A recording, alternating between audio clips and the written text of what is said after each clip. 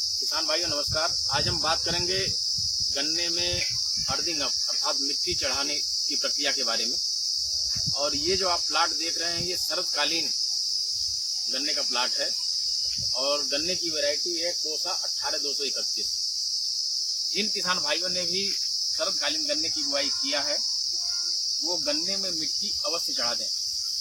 कई बार किसान भाई के दिमाग में ये होता है कि मिट्टी हम इसलिए चढ़ाते हैं कि गन्ना गिरने से बचाने के लिए मिट्टी को चढ़ाते हैं। ये बिल्कुल सही बात है कि जब हम गन्ने में मिट्टी चढ़ाते हैं तो वो हमारे गन्ने को गिरने से बचाता है। लेकिन साथ ही साथ इसका जो सबसे बड़ा फायदा ये है कि जो अनवांटेड टिलर हैं, अवांछित कल्ले हैं जो निकलते हैं, अवांछित कल्ले का मतलब कि जो कल्ले निकलते हैं और गन्नों में परिवर्तित नहीं होते हैं, तो वो जिनको वाटर सूट कहते हैं, तो उनके निकलने पे भी रोक लगता है। अब जब वो उनके निकलने पे रोक लग जाता है तो उसका फायदा ये होता है कि जो हमारे कल्ले निकले हुए हैं वही कल्ले, उन्हीं कल्लों की वृद्धि होती है और वही कल्ले गन्नों में परिवर्तित होते हैं। अब बात यह है कि मिट्टी कब चढ़ाएं, क्योंकि गन्ने में एक प्रक्रिया होती है। अगर आप सिंचाई करते रहते हैं, खाद देते रहते हैं तो कल्ले इसमें साल भर निकलते रहते हैं। लेकिन जून के बाद जो कल्ले निकलते हैं वो बहुत कम ही कल्ले गन्नों में परिवर्तित होते हैं। तो शरदकालीन गन्ने में तो मिट्टी किसान भाई अवश्य चढ़ा दें। जिन किसान भाइयों ने गन्ने की बुआई किया है शरद काल में उसमें अवश्य मिट्टी चढ़ा दें।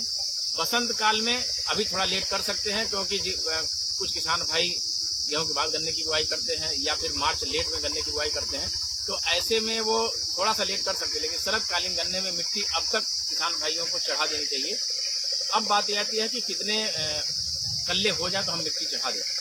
ये आप देख रहे हैं इसमें ट्रेंच विधि से गन्ने की बुआई की गई है, सिंगल बड प्लांटिंग की गई है, डायरेक्ट प्लांटिंग सिंगल बड से है और लाइन से लाइन के बीच की दूरी इसकी 4 फीट है।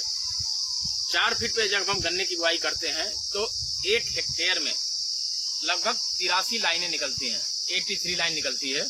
इस दूरी पे अगर हम गन्ने की बुआई करते हैं तो 1 हेक्टेयर में 100 बाई 100 का अगर प्लाट है तो 4 फीट की दूरी पे आप देख लेंगे, कैलकुलेट कर लेंगे तो 83 लाइनें निकलेंगी। अब हमें कितने कल्ले हो जाएं कि हमें मिट्टी चढ़ा देना चाहिए, तो यहाँ पे हमें देख लेना चाहिए कि 1 मीटर में कितने कल्ले हैं। तो मैं आपको दिखाना चाहता हूँ कि जरा काउंट करें कि 1 मीटर में कितने कल्ले हैं।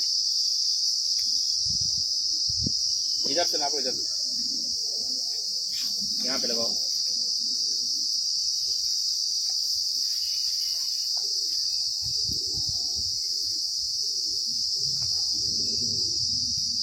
ये यहाँ से लेके और यहाँ तक 1 मीटर है। इसमें कल्ले गिनो कितने हो गए?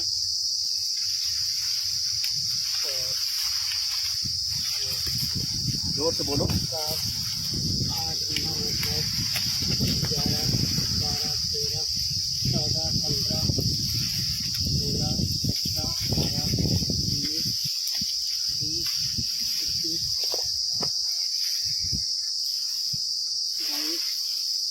22, 24, 25।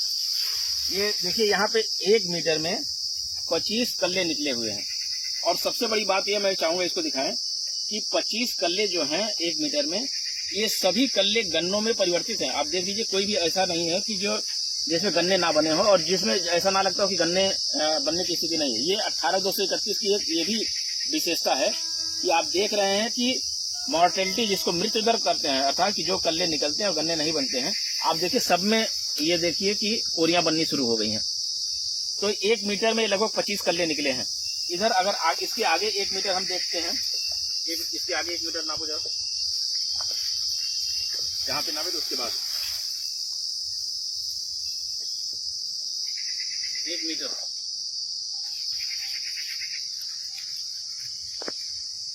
यहाँ पे नापे तो उसके बाद 1 मीटर में नापो। यहाँ निशान लगाओ।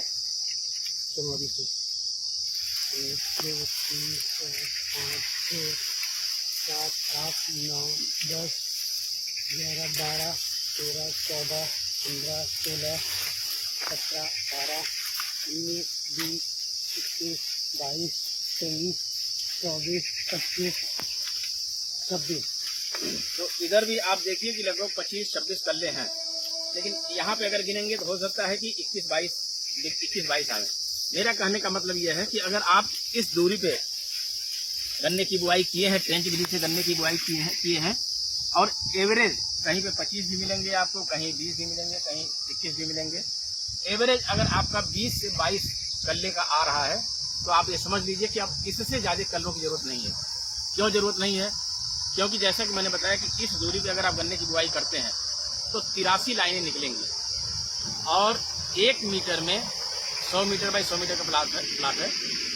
1 मीटर में अगर 20 कल्ले आपके निकल गए हैं तो आप ये समझिए कि एक लाइन में 2000 कल्ले आपके हो गए और 83 लाइनें हैं तो 1,66,000 कल्ले आपके टोटल हो गए। मदरसूट विथ मदरसूट के साथ 1,66,000 कल्ले आपके हो गए पूरे 1 हेक्टेयर में।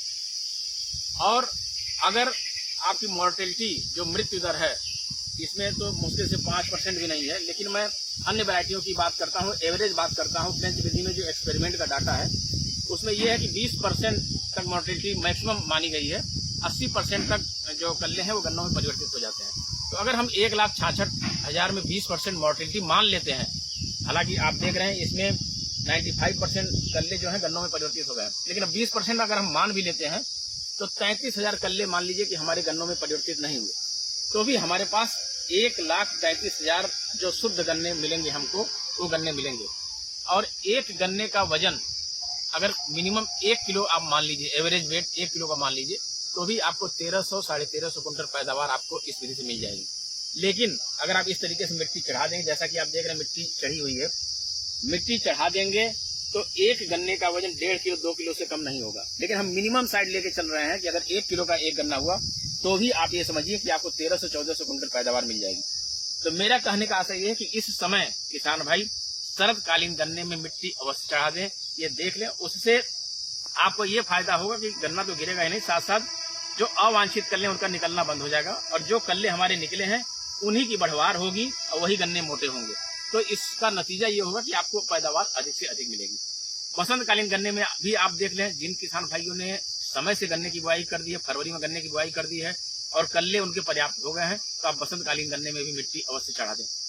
सिर्फ यही कैलकुलेशन है कि हमको देख लेना है कि हमारे खेत में मिलेबल केन मिल योग्य गन्ने जो हैं, असली जो गन्ने हैं, हमको 1300, 1400, 1500 कुंटल पैदावार हमारी हो जाए तो उस पे हमें मिट्टी चढ़ा देना चाहिए। उससे हमको ये फायदा है।